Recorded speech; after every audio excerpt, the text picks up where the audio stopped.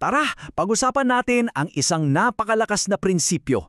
Isang simpleng idea lang to pero may kapangyarihan tong baguhin kung paano mo hinaharap ang bawat isang responsibilidad sa buhay mo. O sige, para magsimula, maging totoo muna tayo sa isa't isa. Aminin natin, may isang ugali na halos lahat sa atin ginagawa. Isang bagay na parang natural na lang sa araw-araw nating buhay. Naisip mo na ba yan? Pag may isang bagay na hindi natin gusto o nahihirapan tayo, anong unang reaksyon natin? Magreklamo, di ba?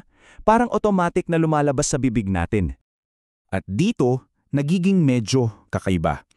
Kasi iisipin mo, pag mas guminhawa ang buhay, dapat mas konti ang reklamo, di ba? Pero ang totoo, kadalasan, baliktad.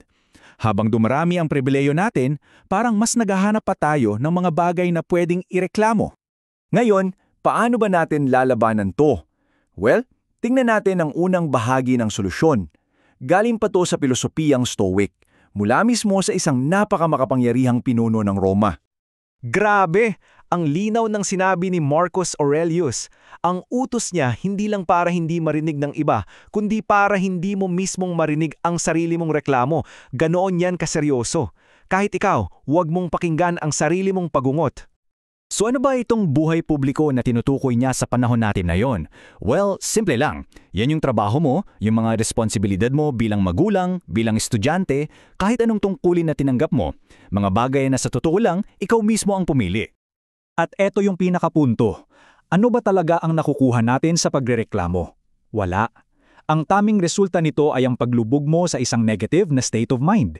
Hindi nito nilulutas ang problema, hindi rin ito pinapagaanan ng trabaho mo. Sinasayang lang talaga nito ang enerhiya mo. Sige, punta naman tayo sa ikalawang bahagi nitong prinsipyo. Kung yung una ay tungkol sa pagrereklamo, ito namang pangalawa ay tungkol sa pagpapaliwanag.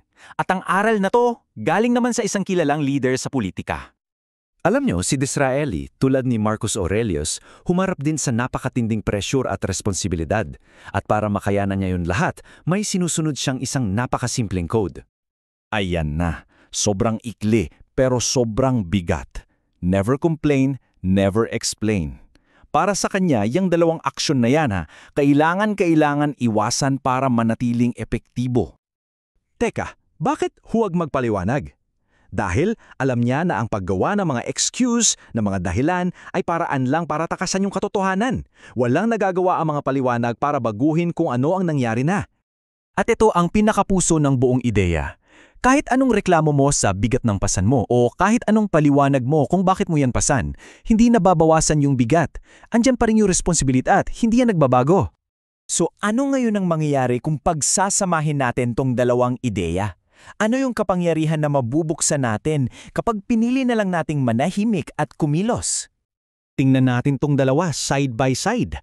Sa isang banda, yung pagrereklamo, nakafocus sa problema. Sa kabila naman, yung pagpapaliwanag, nakafocus sa mga dahilan. Pero mapapansin nyo, pareho lang ang resulta.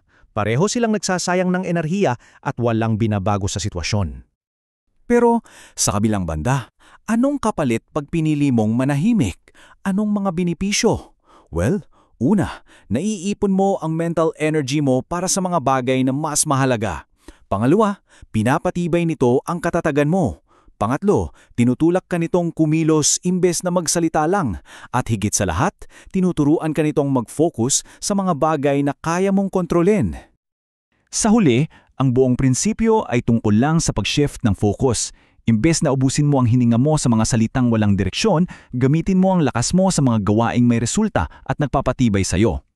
Kaya tandaan natin to papaulit-ulit para tumatak talaga. Huwag kailanmang magreklamo, huwag kailanmang magpaliwanag. At ito na ang huling tanong na iiwan ko sa inyo. Kung lahat ng enerhiya na sinasayang mo sa pagrereklamo at pagpapaliwanag ay ilalaan mo sa paggawa, ano kaya ang mga pambihirang bagay na kaya mong buuin at makamit?